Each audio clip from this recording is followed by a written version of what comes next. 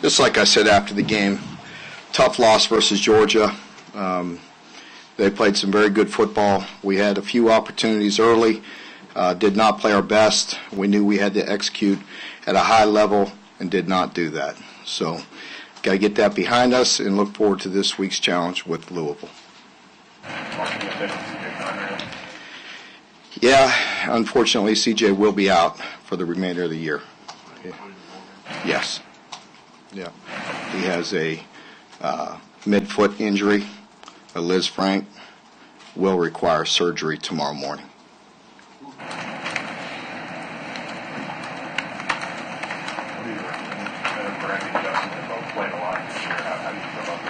We feel good. Unfortunately, Justin got hurt in the game too. He's in a boot. He has an ankle injury as well. So, and Greg is he's played in a cast on one wrist for about 2 or 3 weeks, and then the last couple of weeks he's been in the other wrist has been in a cast during practice. So, hopefully he'll be healthy this week.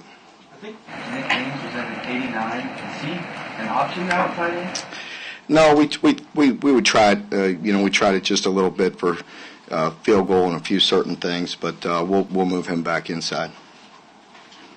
Mark, injuries are part of the game. You had a couple of unfortunate ones at the beginning of the year, but you've gotten through the rest of the year in fairly decent shape. Mm-hmm. What relationship and interaction do you have with the medical staff, the strength and conditioning guys, the diet and nutrition people?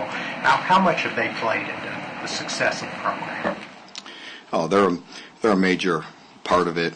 Jim Madalino does a great job, and his staff, and of course all the doctors, Dr. Johnson and his crew, they're phenomenal. But we see those guys often. Jim comes up every day and gives us the injury report and does a wonderful job, and of course our strength and conditioning people do as well. How is Louisville different than they were last year? They're still a very good football team.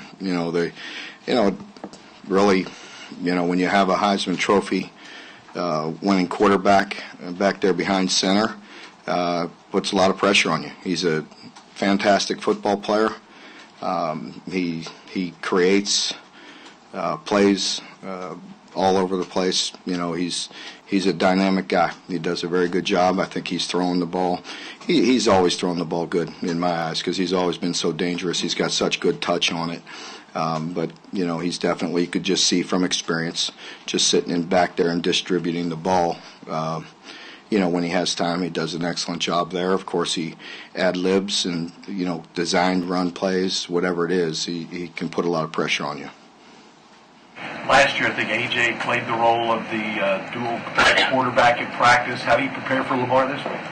Yeah, we're gonna look into that. We have a few guys in mind, but I think we may go with Mushi a little bit today. He's involved in the offense some, but he also comes over and helps us when we need the speed at wide receiver. He helps us there. He's been, he's such a good team player.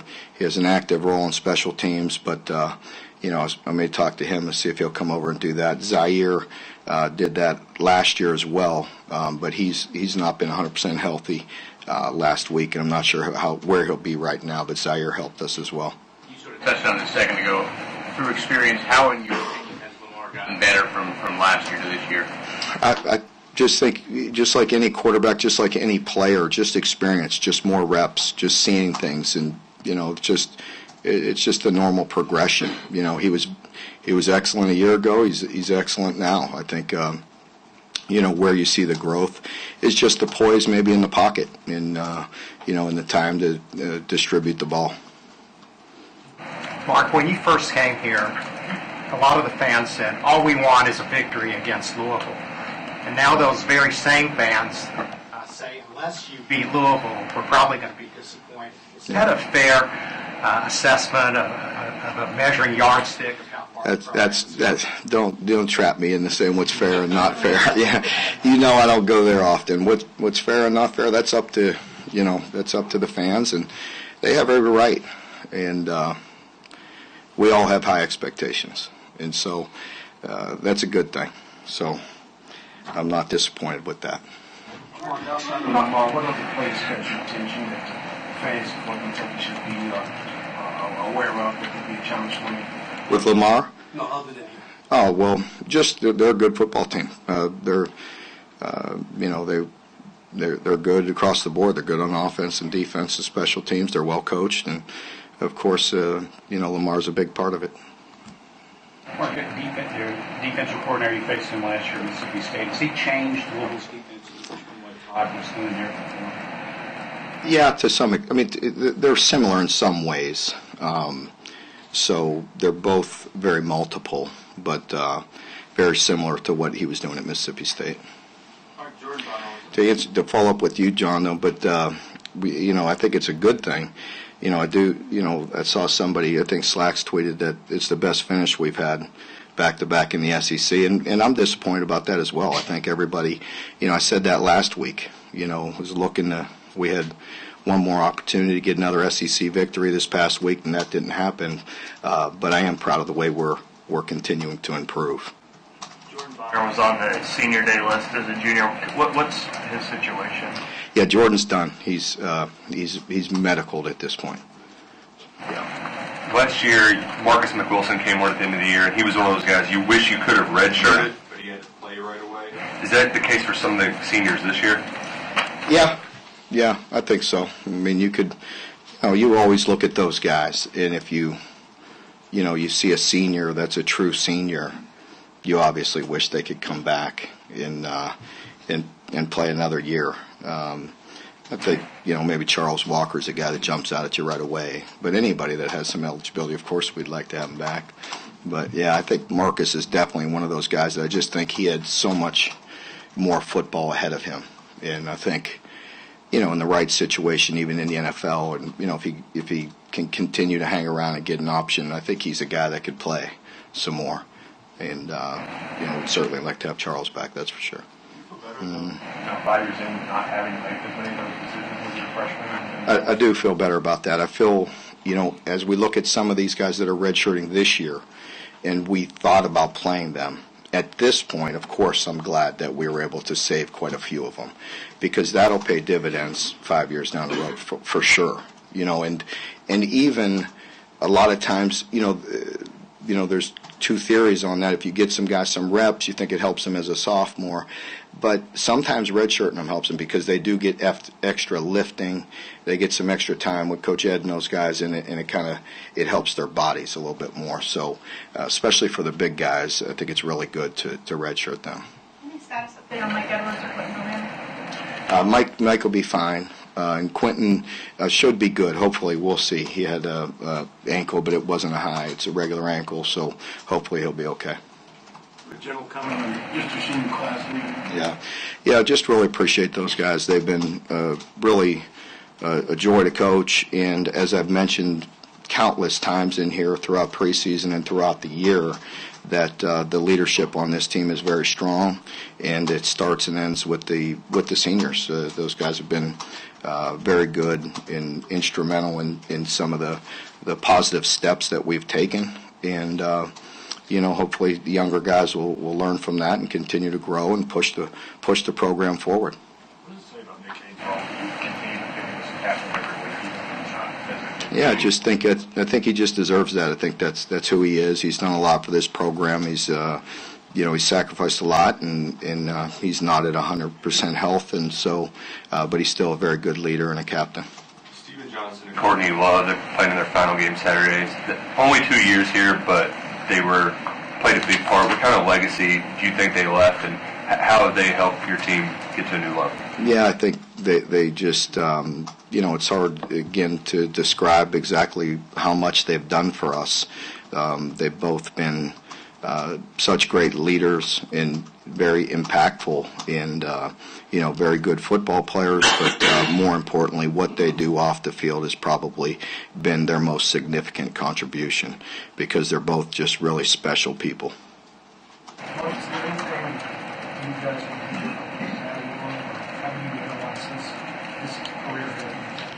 Yeah, I don't want to, get into the what ifs with that. It is what it is. So anytime, anybody didn't reach their goals as a coach, you always wish you could do as much as you can for any individual.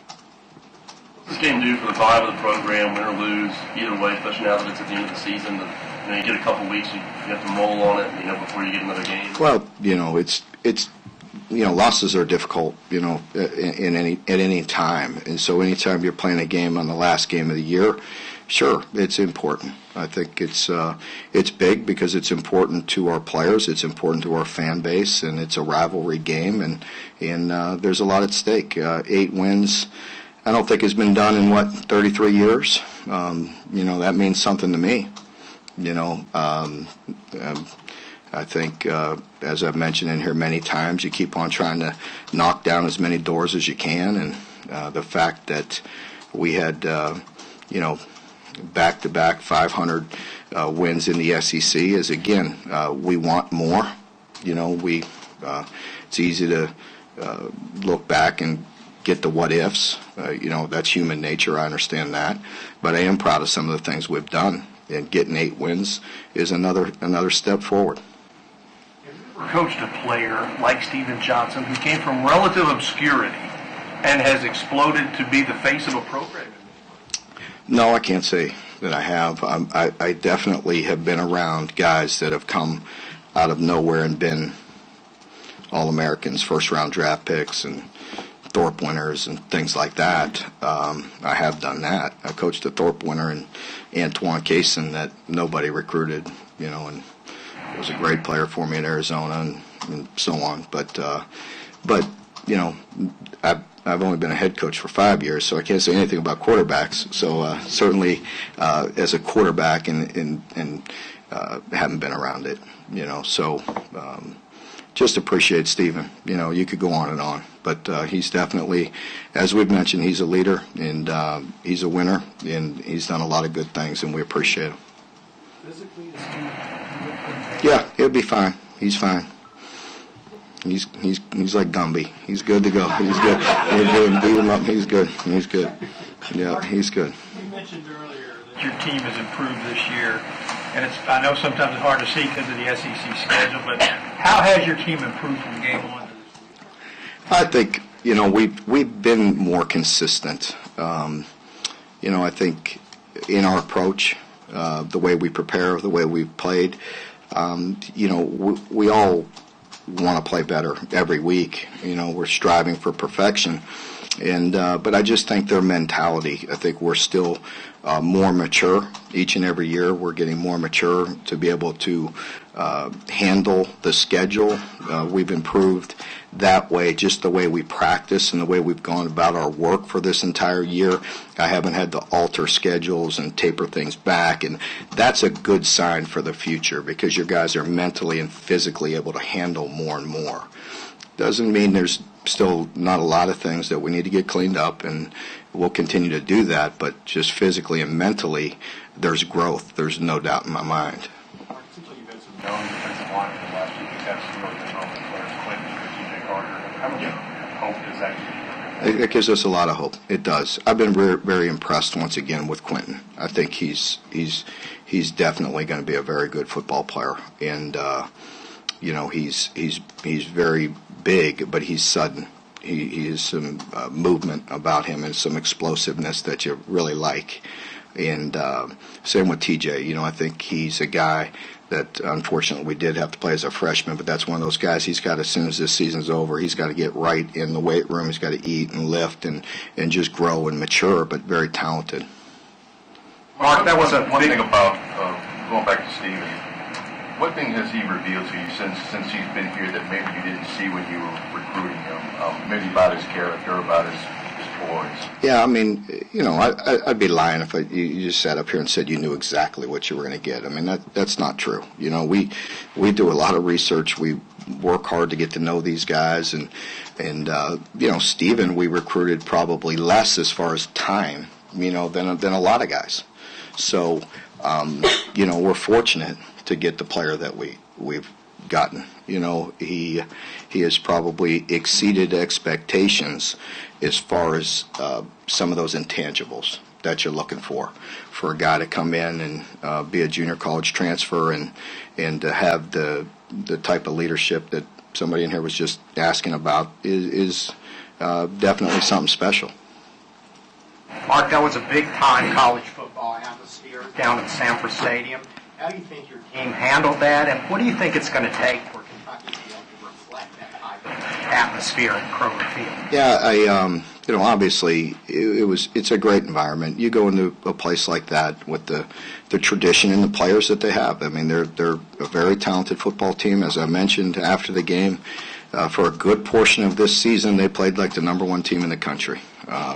They had one hiccup in there, and we got them a week after that, and certainly I'm sure Kirby had their full attention all week, and they played very good in a very hostile environment. And I would think the parts of the game that I was disappointed with was there's, you have to play and you have to execute at a high level. I don't feel like we did that all the time. I feel like, there's technique issues that still the game is a fundamental game, and we all have to scheme and draw up a lot of things and all that, but you still have to fundamentally play the game the way it's supposed to be played. And I think we took a step back at times in that game, and also some missed opportunities, some mistakes, and that can't happen. We start the game playing straight up, playing pretty good. We get a stop, we get an interception, we get we get 3 points, and then the mistake on the block punt, that can't happen. That's a big mistake. That's a big momentum swing right there. And to go in knowing you have to play a very good football game and making mistakes like that does not help you. And you get behind and some bad things start happening. So I'm rambling there, but bottom line is we did some good things, but I think we did take a step back in certain areas, and we need to get that cleaned up. So you let one loss turn into two. You won after 3 losses this year. How is your team able to bounce back so well? Yeah, I don't think that'll be an issue with this team. I really don't. We've never just shelved a game. We don't do that. We're going to be held accountable, and everybody's going to look at this all together, the good and the bad. And we'll do that again today, but we will do it rather quickly and move on, because we're able to do that. Everybody can take their mistakes by group. We'll look at it, we'll view the film, but we'll move on pretty quickly and get on to Louisville. And I don't anticipate at all that there will be any kind of fog or hangover or anything with this team, just because that's the way we've responded all year. New years around football, how can you run into a double barrel attack like Chubb and Michelle? And not the rankings mean a lot, but Michelle came in the higher ranked guy. Well, and Swift and the number 7s. I mean, they're. I don't know. I mean, I'm not. You asked me. I'm not sure. I don't want to just make an outlandish statement, but I don't know if I've played, more talented group of running backs. I don't know. I can't recall. Let's put it that way. They are exceptional players, and they played very well, and they complement each other very well. So. It's the secondary in that game? Taking a step forward, did you see? Yeah, we made a couple. We got beat on some balls that we couldn't. But again, I think you have to credit Georgia and what they do with the stress that they put on you with that run game and off their pinch sets and some of the plays that play action and things they do off of that. It's very tough. It is. It's difficult, and certainly we could do some things better. And but they put you in some binds, to win some one-on-ones against some very talented guys. What growth have you seen from Garrett Johnson, not just on the field but off the field in his running? Yeah, I think that's a great point, because Garrett really sometimes flies under the radar. He's made tremendous growth off the field, on the field. I really appreciate Garrett and the way he's gone about his business. He's reliable. A lot of his catches throughout this year are critical third downs. He still can make explosive plays, and he's been steady. He's really taken a lot of steps to be a leader in the wide receiver room, and I've just been impressed with him, and I really appreciate him. And he does fly under the radar sometimes because he's a very good football player. Well, there's a lot of young, talented receivers. How do they stack up against guys y'all played earlier this year? Pardon me? With Louisville's wideouts? Yeah. How are their wideouts compared to other positions? Yeah, I mean, like a lot of the guys we've played, very very good and explosive and can make plays, just like most teams we've played. So it would be much the same. Well, it's the time of year when you have your in-state rivals and your local rivals. This particular round with Louisville, would you like to see it move back to the beginning of the season? Are you okay with it being scheduled as it is? I know you don't like to get I really don't even get involved. I put zero thought in that, so I don't really even care to comment on it because I really haven't thought about it. It is what it is. You know, that's above my pay grade. Mark, you obviously had an early relationship with Russ East in high school. What did you see from him then, and as he's played? Yeah, he stepped in and played when their corner, number 10, got hurt. And, he's done a nice job. But I don't think there's any doubt they're glad number 10's back healthy. Last year with a deep ball, and it seems like teams have really worked the scheming to take that away from you this year. Pardon me? You heard Louisville last year with a deep ball. Do you see teams really scheming to take that away from you more this year? Yeah, and we've missed, we still, need to try to connect on some. We really do. It was nice to see Blake catch one explosive play this past week, and but they have. I think when you take when you're running the ball like we do, that's what you want to do. You want to run and take your shots down the field, and they've been cutting them off and playing them much better. Yes. As far as the Heisman Trophy goes, do you see Lamar as one of those guys who's deserving of being there? Without a doubt. Without a doubt. I said it in here in my Monday press conference last year that I thought he was the best player in the country. And certainly I don't watch everybody all the time. And I know there's some guys playing some exceptional football, but he absolutely should be in New York because you'd be hard-pressed to find a more talented guy than him. Coach, you mentioned that the recovery time after a loss is faster. The guys are taking that look at film and what they did wrong to do it better. Do you think that is something that's just they have to do it, so they're doing it, or have they grown in that area throughout this year? As far as putting losses behind us, but is that yeah, like you mentioned that, for instance, this week you have to get in there, look at film, what you did bad, what you did good, and move on. Yeah, I think our players, like most, you're constantly learning. We constantly. That's why you can never just put one on the shelf. There's you learn with every opportunity, and I think our players, our football IQ is improving, but it needs to be higher. And that's what we constantly try to emphasize and watch on film and just continue to grow and understand all situations. And, again, you hear me talk about it. The game is difficult sometimes when you play people. The matchups are tough. You understand the conflict you're in. You're going to win some, you're going to lose some one-on-one battles, and you understand that. But then there's some things that you can't take a step back on, with football IQ and understanding a lot of different situations, and that's where the teaching and the coaching just never stops. Did you see from Benny as far as yards after contact in that game? I saw a lot of tough yards. I really did. You have to admire how hard he is running the football, and he runs he ran the ball, and he has been running the ball like those yards are personal to him, and I appreciate that about Benny. He's been getting some tough yards, and he'll be the first one to tell you that obviously he's getting some good O-line play and tight end play and so on, but he's also running exceptionally hard. Last year's win over Louisville gave you a lot of momentum going into the offseason. How important is it to recapture that for another year? It's important. I mean, again, the last game of the year is important against our rivals. Yesterday's they're long days, long weeks after a loss. Nobody likes to lose, and the fact that there's a long time in between our bowl game and this game, it's important. It's important to our fan base. Again, you all have heard me say that every time I've spoke to you since I arrived on campus, that I didn't deny that this was an important game. How does Thanksgiving go for Go ahead. Go. How does Thanksgiving go for that? What do you kind of plan on doing there? Yeah, we've kind of had the same routine for a while. We have a normal Monday, normal Tuesday, normal Wednesday.